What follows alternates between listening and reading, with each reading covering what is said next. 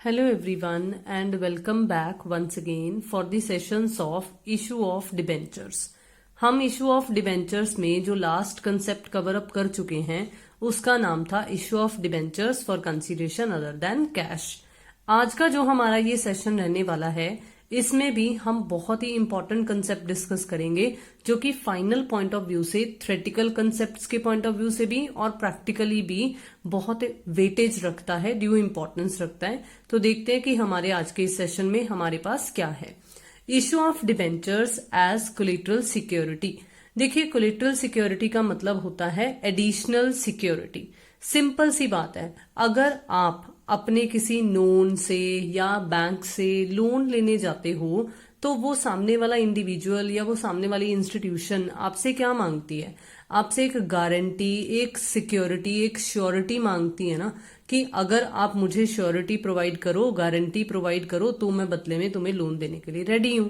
तो यहां पर भी ऐसा ही कुछ कंसेप्ट है कि एक कंपनी अगर चाहे तो डिबेंचर्स को सिक्योरिटी के तौर पर इस्तेमाल कर सकती है।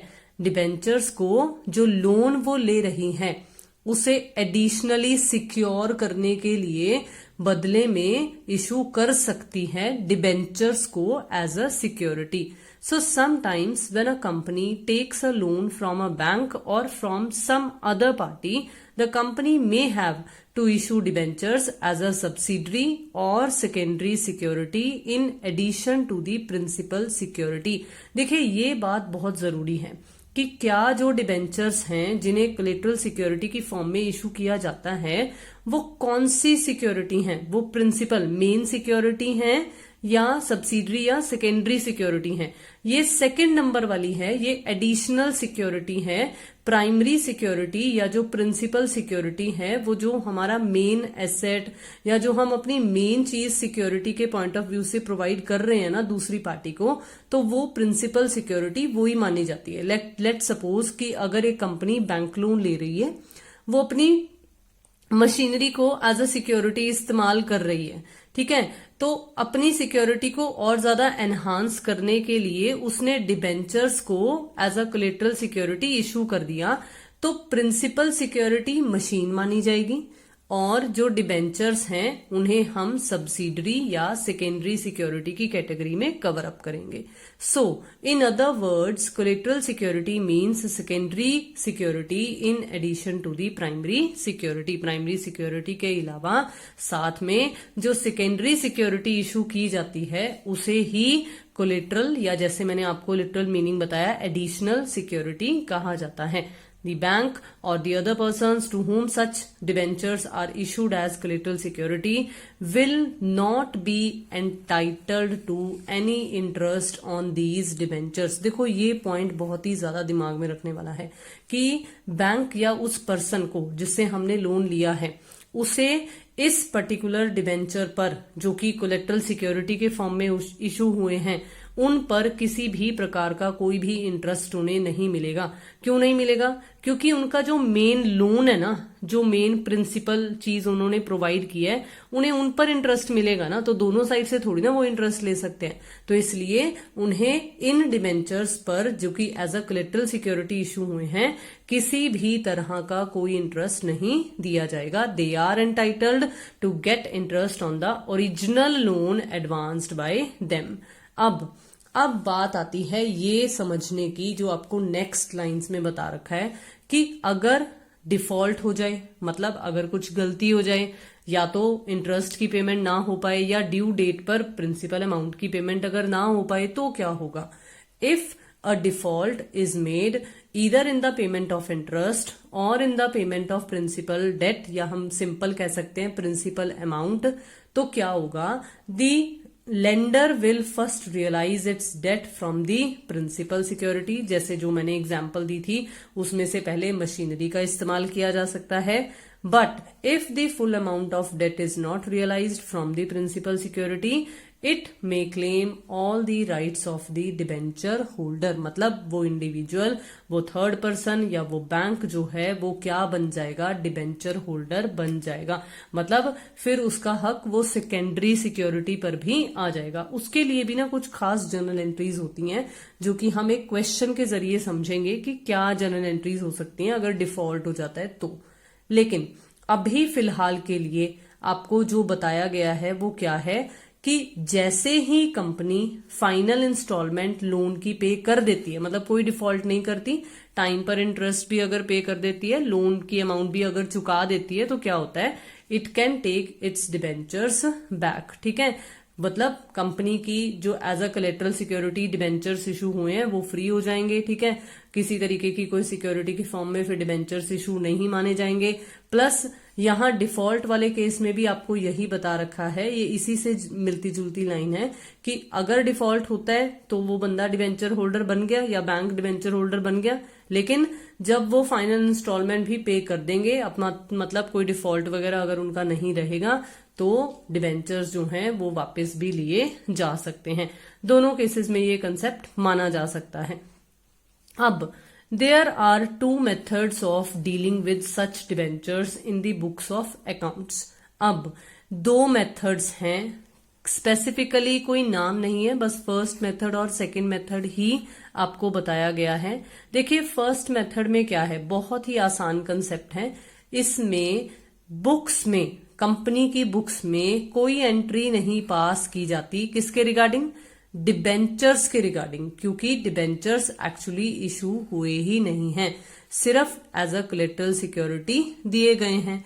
तो इसलिए इस मेथड के अंडर किया क्या जाता है, जो एंट्री पास की जाती है ना, वो सिर्फ और सिर्फ लोन लेने के लिए पास की जाती है। अब लोन लेने की एंट्री क्या होती है वो तो आप क्लास 11 से जानते हो, या बहुत ही सिंपल है भाई, हमने बैंक से लोन लिया है, नॉर्मली बैंक से ही माना जाता होता है, फाइनेंशियल इंस्टीट्यूशन से ही माना जाता है कि हम लोन लेते हैं, इसी के रिगार्डिंग ही क्वेश्चन आता है। तो अब यहाँ पर क्या होगा, बैंक आपके खाते में पैसे डाल देगा तो आपका बैंक अकाउंट डेबिट हो जाएगा, और बैंक लोन एक लायबिलिटी है तो इसका क्रेडिट बैलेंस होना चाहिए, तो टू बैंक लोन अकाउंट। तो इस तरीके की जो जर्नल एंट्री है वो लोन लेने के लिए पास कर दी जाती है। अब क्या होगा, जब हम बैलेंस शीट की इक्विटी एंड लायबिलिटीज साइड बनाएंगे तो क्या होगा, a note is appended below the loan that loan is secured by the issue of debentures as collateral security। मतलब जब हम बैलेंस शीट बनाएंगे और बैलेंस शीट में जब अपना लोन शो करेंगे तो लोन के साथ नीचे ब्रैकेट में लिख दिया जाएगा कि इतने particular number of debentures are issued as collateral security. सिर्फ इतनी डिबेंचर्स की प्रेजेंटेशन होगी बैलेंस शीट में। किन डिबेंचर्स की, उन डिबेंचर्स की जो कि as a collateral security issue हुए हैं।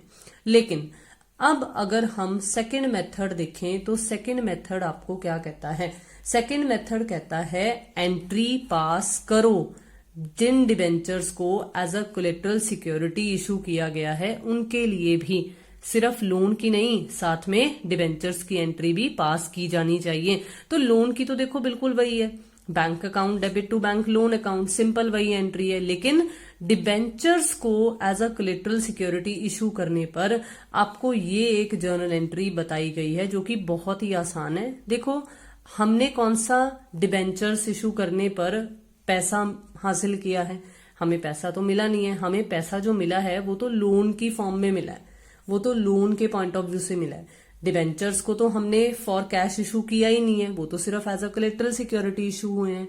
तो इसलिए एक फिक्टिशियस एसेट नाम की एसेट ओपन हो जाती है, मतलब वो फिक्टिशियस एसेट से एक अकाउंट ओपन हो जाता है, और उस एसेट का नाम क्या है, उसका नाम है डिबेंचर सस्पेंस अकाउंट। तो debenture suspense account debit to debentures account, क्योंकि डिबेंचर्स जब इशू होते हैं तो वो क्रेडिट होते हैं, तो इसलिए इस तरीके से जो भी परसेंटेज आपको क्वेश्चन में दी हुई हो वो यहां पर साथ में लिख दी जाएगी आगे। तो इस तरीके से हम डिबेंचर्स को as a collateral security issue करने पर भी जर्नल एंट्री पास कर सकते हैं according to the second method. अब जैसे हमने फर्स्ट मेथड में समझा था कि कैसे बैलेंस शीट में रिप्रेजेंट होगा, एक नोट की फॉर्म में प्रेजेंटेशन होगी, इसमें क्या होगा, इसमें है कि डिबेंचर सस्पेंस अकाउंट को हम शो तो करेंगे लेकिन as a deduction, as an addition नहीं, एज अ डिडक्शन। और किसमें से डिडक्ट करेंगे, जो हमारा मेन डिबेंचर्स अकाउंट होगा, जिसको फिर से याद दिलवाऊं, हम इक्विटी एंड लाइबिलिटीज साइड पर ही इसे शो करते होते हैं, लॉन्ग टर्म बोरोइंग्स के अंडर शो किया जाता होता है, तो उसमें हमने एज अ डिडक्शन शो करना है डिबेंचर सस्पेंस अकाउंट का। मतलब मान लो हमने equity and liabilities side balance sheet की बनाई है, हम उसमें लॉन्ग टर्म बोरोइंग्स के अंडर डिबेंचर अकाउंट शो कर रहे हैं, तो उस डिबेंचर अकाउंट में हमने डिबेंचर सस्पेंस को एज अ डिडक्शन शो करना है। कैसे क्या इफेक्ट आता है वो हम प्रैक्टिकल क्वेश्चन के जरिए समझेंगे तो आपको बेटर क्लियर हो जाएगा। तो अब होगा क्या, as and when the loan is repaid, जब भी लोन की रीपेमेंट हो जाएगी, मतलब भरपाई हो जाएगी, तो क्या होगा, both the entries passed above are reversed. मतलब bank loan account debit to bank account, वो पेमेंट होने की हो जाएगी, और debentures account debit to debenture suspense account, ये रिवर्स हो जाएगा। तो डिबेंचर्स भी एज अ कोलेटरल सिक्योरिटी जो चार्ज लगा है उससे चार्ज फ्री हो जाएंगे। सो आई होप कि आपको यहां तक का जो थ्योरेटिकल कंसेप्ट है वो बहुत ही अच्छे तरीके से क्लियर रहा। चलिए एक प्रैक्टिकल क्वेश्चन देखते हैं और इसके इन दोनों मेथड्स को और बेटर तरीके से समझते हैं। This is an illustration number 20, जो कि डीके गोयल की बुक सीबीएसई सिलेबस को कवर अप करती है, उस पर पेज नंबर 8.21 पर हमारे पास अवेलेबल है। चलिए पहले इस इलस्ट्रेशन के जरिए समझते हैं। A company had ₹10 lakh 12% debentures outstanding as on 1st April 2019. During the year company ने लोन लिया है 2 लाख का from the state bank of India, for which the company placed with the bank debentures of ₹2,50,000 as collateral security. Pass the journal entries if any and also show how the debenture and bank loan will appear in the company's balance sheet as at 31st March 2020. तो पुराना balance भी है debentures का। फिर उसके बाद आपको ये बताया गया है कि लोन लिया गया है, कुछ debentures as a collateral security भी जारी किए गए हैं, हमने बैलेंस शीट में शो करना है डिबेंचर्स को भी और बैंक लोन को भी। तो आपको मेथड नहीं बताया गया। एक्चुअली ये जो इलस्ट्रेशन है वो आपको अच्छे से समझ में आए तो इसलिए दोनों मेथड से कर कर बताई गई है। बट फॉर मी, अगर क्वेश्चन में आपको एग्जाम्स में मतलब अगर नहीं लिखा हुआ आता है तो मैं आपको राय दूंगी कि बेटर है कि आप सेकंड ऑप्शन सिलेक्ट करो जिसमें डिबेंचर सस्पेंस अकाउंट ओपन किया जाता है। तो देखते हैं सबसे पहले इस क्वेश्चन को फर्स्ट मेथड के अकॉर्डिंगली कैसे किया जाएगा। मतलब जब कंपनी ये डिसाइड करती है कि हम डिबेंचर्स को जो एज अ कोलेटरल सिक्योरिटी जारी किए गए हैं उसके रिगार्डिंग कोई एंट्री पास नहीं करेंगे, तो इस केस में क्या होगा, इस केस में सिर्फ लोन लेने वाली एंट्री होगी जो कि होगी bank account debit to bank loan account. अब इसके रिगार्डिंग ना बहुत ही खास ध्यान रखना है अमाउंट का, क्योंकि अमाउंट में कई बार कंफ्यूजन हो जाती है कि कौन सी अमाउंट लिखनी है। जितने का लोन लिया है ना वो अमाउंट लिखनी है। तो 2 लाख से ये जर्नल एंट्री पास की जाएगी और इसकी नरेशन में भी साथ में लिख दिया जाएगा कि ये जो लोन लिया गया है वो 2,50,000 के debentures as a collateral security जारी कर कर बदले में लिया गया है। So loan taken from bank and 2,50,000 rupees debenture deposited as collateral security. अब इस फर्स्ट मेथड के अकॉर्डिंगली कैसे शो होगा, देखो हमने थ्योरेटिकल कंसेप्ट क्या पढ़ा है, हमने पढ़ा है कि एक नोट की फॉर्म में। तो देखते हैं कि बैलेंस शीट में कैसे शो होगा। आपको बैलेंस शीट जो है देखो वो कुछ इस तरीके से शेयर कैपिटल वाले चैप्टर में भी बनानी बताई गई है, सिखाई गई है। तो यहां पर भी ऐसा ही कुछ है। हम एक्सट्रैक्ट्स ऑफ बैलेंस शीट बनाएंगे जिसमें particulars, note number, current year and previous year कुछ इस तरीके से लिखा जाता है। हमें इस क्वेश्चन में ईयर बता रखे हैं, तो 2020 हमारा करंट ईयर है एंड 2019 जो है वो हमारा प्रीवियस ईयर बन जाएगा। अब इक्विटी एंड लायबिलिटीज जो कि मेन हेड है, इसमें सब हेडिंग आएगी नॉन करंट लाइबिलिटीज, जिसके अंडर हम लॉन्ग टर्म बोरोइंग्स शो करेंगे। नोट नंबर 1 डाला जाएगा और फिर नोट्स टू अकाउंट में बनाया जाएगा ये लॉन्ग टर्म बोरोइंग्स वाला कंसेप्ट, जिसमें क्या शो किया जाएगा। देखो 12% डिबेंचर्स हमारे पास पहली लाइन में बताया गया था कि ऑलरेडी डिबेंचर्स का बैलेंस था, कितना था 10 लाख। ठीक है, अब हम क्या करेंगे, यहां 10 लाख लिखेंगे और क्योंकि ये फर्स्ट मेथड है तो हमने सिर्फ ब्रैकेट में शो करना है। तो ब्रैकेट में देखो शो कर दिया कि ₹2,50,000 debenture issued as collateral security. ठीक है, और कुछ भी एज अ डिडक्शन इफेक्ट नहीं शो किया। जो ओरिजिनल हमारे पास नॉर्मल पहले वाला बैलेंस था हमने उसे लिखा, सिर्फ जो as a collateral security issue किए हैं उन्हें ब्रैकेट में लिख दिया। बिल्कुल इसी तरीके से जो बैंक लोन लिया है वो भी तो लॉन्ग टर्म बोरोइंग की कैटेगरी में ही आएगा ना डिबेंचर्स के साथ। तो हम बैंक लोन लिखेंगे और फिर से इस बैंक लोन के साथ भी इसी तरीके से लिख दिया जाएगा कि इसके लिए हमने 2.5 लाख रुपए के debentures as a collateral security issue किए हैं। तो कुछ इस तरीके से हम शो करेंगे। लेकिन याद रखना अमाउंट कॉलम में बाहर क्या जाएगा, जितने का लोन था 2 लाख का, तो बाहर 2 लाख और इस तरीके से दोनों का टोटल ये लॉन्ग टर्म बोरोइंग्स बनेगी 12 लाख की। ठीक है, लास्ट ईयर की इंफॉर्मेशन भी हमारे पास है थोड़ी सी, क्योंकि हमें बताया गया है कि डिबेंचर्स का आउटस्टैंडिंग बैलेंस है, तो इसलिए 31 मार्च 2019 वाले ईयर में भी हम ₹10 लाख लॉन्ग टर्म बोरोइंग्स की कैटेगरी में शो कर देंगे। लेकिन इसके नोट्स टू अकाउंट्स बनाने की कोई जरूरत नहीं है, जो करंट ईयर वाला इफेक्ट है वो ज्यादा इंपॉर्टेंस रखता है, तो इसलिए हमने सिर्फ वो बनाया है। अब देखते हैं इसी क्वेश्चन को सेकेंड मेथड के अकॉर्डिंगली।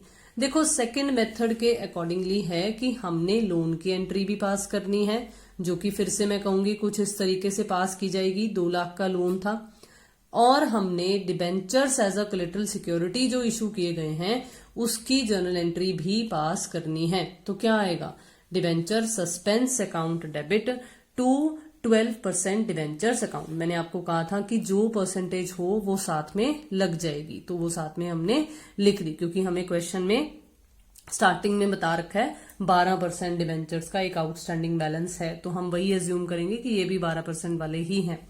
तो debenture suspense account debit to 12% debentures account 2,50,000 जितने के डिबेंचर्स इशू हुए हैं, जितनी डिबेंचर्स की फेस वैल्यू थी, अब ये जो एंट्री है वो उस फेस वैल्यू वाली अमाउंट के साथ आएगी, ये लोन वाली अमाउंट के साथ नहीं आएगी।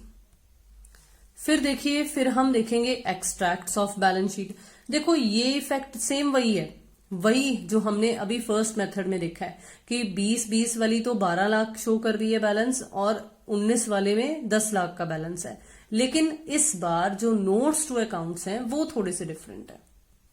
देखो सेकेंड मेथड के अकॉर्डिंगली हमने समझा था कि डिबेंचर्स को एज अ कोलेटरल सिक्योरिटी जो इशू किए गए हैं उन्हें एज अ डिडक्शन शो किया जाएगा। डिडक्ट होना मतलब माइनस होना। तो देखो लॉन्ग टर्म बोरोइंग्स जब नोट्स टू अकाउंट्स में बनाया जाएगा तो जो हमारा ओरिजिनल बैलेंस आउटस्टैंडिंग था डिबेंचर्स का हमने वो लिखा, लेकिन वो कैसे लिखा, उस 10 लाख में हमने जो 2.5 लाख के और डिबेंचर्स इशू किए हैं एज अ कोलेटरल सिक्योरिटी वो ऐड कर फिर शो करना है और उसमें से डिबेंचर सस्पेंस माइनस कर देना है। तो नेट इफेक्ट तो उतना ही रहा ना 10 लाख वाला, लेकिन ये प्रेजेंटेशन हो गई कि हमने इतने debentures as a collateral security issue किए हैं, तो ऊपर ऐड भी हुए और ये डिबेंचर सस्पेंस की फॉर्म में माइनस होकर इसका जो नेट इफेक्ट है वो 0 ही हो जाएगा और बाहर जो जाएगा वो हमारा जितना आउटस्टैंडिंग बैलेंस था एक्चुअली वही जाएगा। ठीक है, फिर बैंक लोन शो करेंगे और फिर से बैंक लोन के साथ भी हम ब्रैकेट में वही चीज शो कर सकते हैं कि हमने 2.5 लाख के debentures as a collateral security issue किए हैं। तो कुछ इस तरीके से हमारी जो एक्चुअली बैलेंस शीट में इफेक्ट पड़ेगा वो उतने से ही पड़ेगा, लेकिन नोट्स टू अकाउंट जो है वो थोड़े से डिफरेंट तरीके से बन जाएंगे। तो मुझे उम्मीद है कि आपको ये बहुत ही आसानी से समझ में आया। चलिए अब एक और क्वेश्चन देखते हैं जिसमें हम देखेंगे कि अगर पार्टी डिफॉल्ट कर देती है तो एंट्रीज पर क्या असर पड़ता है। This one is also an illustration. This is illustration number 24 जो कि पेज नंबर 8.25 पर हमारे पास अवेलेबल है. Volvo Limited issued 20,000 9% debentures of rupees 100 each as collateral security for a loan of rupees 15 lakh from HDFC Bank. The company was unable to repay the loan on which interest payable was rupees 5 lakh as on 31st March 2019. तो ये default आपको पता चल रहा है. अब क्या हुआ है, HDFC बैंक ने 31 मार्च 2019 को अपना राइट जो था, अपना हक जो था, उसका इस्तेमाल किया. ठीक है, by way of debentures being issued as collateral security. हमने नेसेसरी जर्नल एंट्रीज पास करनी है वोल्वो लिमिटेड की बुक्स में 31 मार्च 2019 की. सिर्फ जब डिफॉल्ट हुआ है तब की पास करनी है. देखो क्या है, आपको नॉर्मली पहले नहीं बताया गया है, इस क्वेश्चन के जरिए ही समझाया गया है. होगा क्या, हमने एंट्री पास की थी जब डिबेंचर्स को as a collateral security issue किया सेकंड मेथड के अकॉर्डिंगली. इसीलिए मैंने आपको कहा था कि अगर क्वेश्चन में ना दिया हुआ हो तो आप सेकंड मेथड ही ऑप्ट करना, क्योंकि देखो यहां जो ट्रीटमेंट दिया गया है ना, वो सेकंड मेथड का ही रिवर्स किया गया है. तो इसलिए सेकंड मेथड को समझना बहुत ज्यादा इंपॉर्टेंट है. तो यहां क्या आएगा, debentures account debit to debenture suspense account. पहले हमने क्या किया था, हमने किया था debenture suspense account debit to debentures account. यहां क्या करेंगे, उसी एंट्री को हम रिवर्स कर देंगे. ठीक है, अब यहां अमाउंट कितनी आएगी, जितने के डिबेंचर्स हमने जारी किए थे ये उन डिबेंचर्स की फेस वैल्यू से अमाउंट आएगी. 15 लाख लोन से ये एंट्री नहीं आएगी. ये किससे आएगी, जो हमने face value of debentures issue किए थे उससे ये एंट्री रिवर्स हो जाएगी. ठीक है, अब देखो अब क्या होगा, हम लोन पे करना चाहिए था हमें, लेकिन हम डिफॉल्ट कर गए, हमसे पे नहीं हुआ. ठीक है, वॉल्वो लिमिटेड से पे नहीं हुआ. तो अब क्या होगा, देखो लोन अब डेबिट हो जाएगा. क्यों, क्योंकि लोन वैसे क्रेडिट बैलेंस शो करता है, लाइबिलिटी होता है, लेकिन अब वो लोन डेबिट हो जाएगा. आउटस्टैंडिंग इंटरेस्ट आपको बता रखा है क्वेश्चन में कि इंटरेस्ट पेबल 5 लाख है, तो आउटस्टैंडिंग इंटरेस्ट भी डेबिट हो जाएगा. और 9% डिबेंचर्स अकाउंट जो हैं वो अब क्रेडिट होकर ओपन हो जाएंगे. मतलब डिबेंचर होल्डर बन गए. जो HDFC बैंक है वो डिबेंचर होल्डर बन गया. एक कंपनी की बुक्स में जब डिबेंचर होल्डर्स एग्जिस्टेंस में आते हैं तो क्या होता है, हमने डिबेंचर्स जितनी भी एंट्रीज अभी तक की हैं हमने यही समझा ना कि जब भी डिबेंचर्स इशू होते हैं तो डिबेंचर्स अकाउंट क्रेडिट होता है. तो देखो यहां पर अब डिबेंचर्स अकाउंट क्रेडिट हो गया है, तो 9% डिबेंचर्स अकाउंट यहां पर क्रेडिट हो जाएगा 20 लाख से. और ये 15 लाख का लोन और 5 लाख का जो इंटरेस्ट है वो दोनों ऑपोजिट साइड पर डेबिट हो जाएंगे. क्यों डेबिट होंगे, क्योंकि देखो लोन और आउटस्टैंडिंग इंटरेस्ट दोनों ही ओरिजिनली अगर हम ध्यान से समझें तो हमारी लाइबिलिटीज हैं. आउटस्टैंडिंग इंटरेस्ट की भी तो हम यही एंट्रीज पास करते थे ना, क्लास 11 में हमने यही सीखा था ना. अगर आउटस्टैंडिंग इंटरेस्ट हो तो जर्नल एंट्री क्या होती थी, interest account debit to outstanding interest. तो दैट मीन्स ये दोनों चीजें ही क्रेडिट बैलेंस में हमारे पास पड़ी थी, हमें हमारी लाइबिलिटी बता रही थी कि है. और अब क्या हो रहा है कि वॉल्वो लिमिटेड की बुक्स में ये दोनों लाइबिलिटीज खत्म हो रही हैं और इन दोनों लाइबिलिटीज की जगह इन दोनों लाइबिलिटीज का रूप क्या ले रहा है, इन दोनों लाइबिलिटीज का रूप डिबेंचर्स ले रहा है. तो इसलिए डिबेंचर्स जो हैं वो क्रेडिट हो जाएंगे, ताकि जिससे क्लियर हो कि HDFC बैंक एक डिबेंचर होल्डर बन गया है. कितनी अमाउंट से, ₹20 लाख से. इस तरीके से ये जो एंट्रीज हैं वो वॉल्वो लिमिटेड की बुक्स में रिकॉर्ड कर ली जाएंगी अगर इनकेस डिफॉल्ट होता है तो मुझे उम्मीद है कि हमारे आज के इस सेशन में जितना भी आपको ये debentures issued as collateral security के बारे में बताया गया ये आपको बहुत ही अच्छे तरीके से क्लियर रहा. चलिए मिलते हैं नेक्स्ट सेशन में, जिसमें हम कुछ अनसॉल्व्ड क्वेश्चंस ट्राई कर देखेंगे और भी बेटर तरीके से समझेंगे कि ये debentures issued as collateral security को किस तरीके से रिकॉर्ड किया जा सकता है। तो तब तक के लिए I would like to request you, अगर आप अभी तक चैनल के साथ नहीं जुड़े हैं तो जल्दी से जुड़ जाइए, जल्दी से सब्सक्राइब कर लीजिए। And yes, don't forget to like, share and comment. तब तक के लिए bye bye and take care.